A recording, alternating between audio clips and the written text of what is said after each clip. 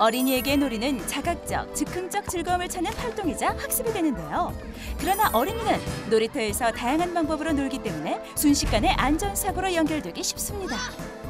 높은 놀이기구 올라가다가 떨어지진 않을까. 무릎이나 이런 다칠까 봐. 아이들 피부가 되게 약하잖아요. 그래서 놀이터에 놀 때 피부가 쓸리거나 그 부분이 가장 걱정이 돼요. 놀이기구가 녹슬어 생긴 틈에 아이의 손이 들어간 아찔한 상황입니다. 이처럼 어린이는 생각나는 대로 행동하기 쉽고 행동을 예측하는 것 또한 매우 어려워 어른들의 관심과 주의가 필요합니다. 실제로 급증하는 어린이 놀이터 사고는 사회적 문제로 대두되고 있어 어린이 안전에 대한 대책이 필요하지만 여전히 미흡한 상태입니다. 얼마 전 아파트 놀이터에서 다친 서연이를 찾아가 봤는데요. 놀이터에서 서연이와 어머니를 만나볼 수 있었습니다. 못하면 빨리 내려와. 서연아 차례차례 가야 되는 거야. 기다렸다가 예건이 하고 해야 돼. 서연아 조심해야 돼. 제게 잘 잡아주고.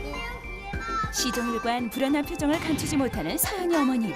도대체 놀이터에서 어떤 일이 있었던 걸까요?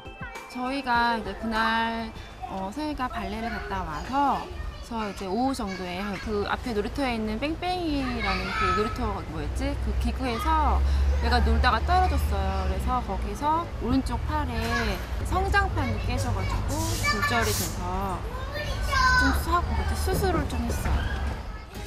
이 사고로 아이의 팔엔 평생 지울 수 없는 흉터가 새겨진 상황.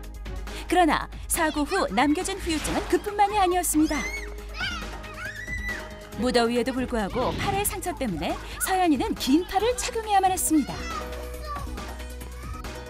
한국소비자원이 조사한 결과에 따르면 놀이터 어린이 안전사고 발생률은 8년 사이 약 7배 이상 증가하였고 그중에 추락사고와 배인 상처, 열상 등이 전체 사고의 매우 높은 비율을 차지하는 것으로 나타났습니다. 서연이의 사고가 났던 놀이터의 안전 실태도 확인하기로 했는데요.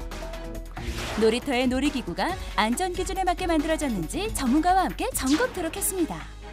어린이 놀이시설 안전관리법, 그리고 품질 경영 및 공산품 안전관리법 등 관련 법에서 정한 기준들과 의무사항들, 그리고 검사 등이 완료된 그런 시설들이 최소한의 안전이 갖추어졌다고 볼 수 있겠습니다.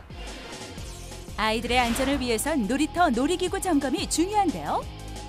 그네줄이 190cm이며 고무바닥인 경우 앞뒤 각각 320cm 이상의 거리가 필요한데 충분한 공간이 확보돼 있었으며 터널 미끄럼틀도 내려오는 출구를 측정하였을 때 내부 높이와 폭 모두 65cm 이상으로 안전했습니다. 또한 그네체에는 8mm 손가락 막대기가 통과하지 않아 손가락 얽매임을 예방할 수 있었고 8.9cm 이하의 놀이기구 유격 또한 영아 머리게임 사고에서 안전한 편이었습니다. 완전히 안전하다라고 말씀드릴 수는 없고요. 기준에 맞는 최소한의 안전이 확보된 시설이라고 볼 수 있겠습니다. 어린이 놀이시설 안전관리법 설치 기준에 적합하여도 안전하다고 보는 건 위험한 선입견인데요. 실제로 활동성이 높은 아이들은 위험한 행동으로 인해 사고가 발생하여 다치는 경우가 많기 때문입니다. 멍들거나 부은 것 같은 타박상으로 오는 경우가 가장 많고 그다음에 베이거나 찢어져서 열상으로 오는 경우가 있고요. 그리고 그 다음에 골절도 있을 수 있습니다. 어린이 놀이터 사고의 유형은 놀이기구의 높은 곳을 오르거나 내릴 때 균형 감각을 유지하지 못하고 떨어지면서 발생하는 추락사고. 여름철 뜨거운 열기로 인해 햇볕에 달궈진 놀이기구의 온도를 인지하지 못하면서 발생하는 화상사고.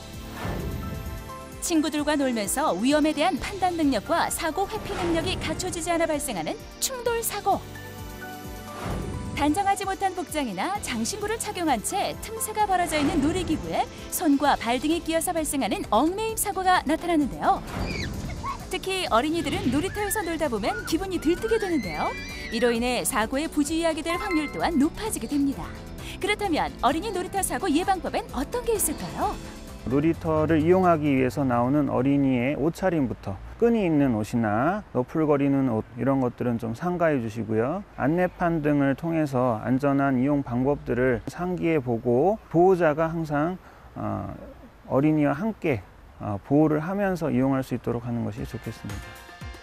아이가 놀이터를 이용할 시엔 안전한 복장을 착용시키고 특히 끈이 달려있는 신발은 신지 않도록 하며 목걸이와 같은 장신구도 착용하지 않도록 합니다. 놀이기구를 거꾸로 타거나 올라서서 타는 위험한 행동을 삼가도록 주의를 시키고 올바르게 놀이기구를 이용하도록 관리하고요. 놀이기구를 타는 친구에게는 장난을 하지 않고 순서를 기다린 뒤 차례로 바른 자세로 놀이기구를 탈 수 있도록 합니다.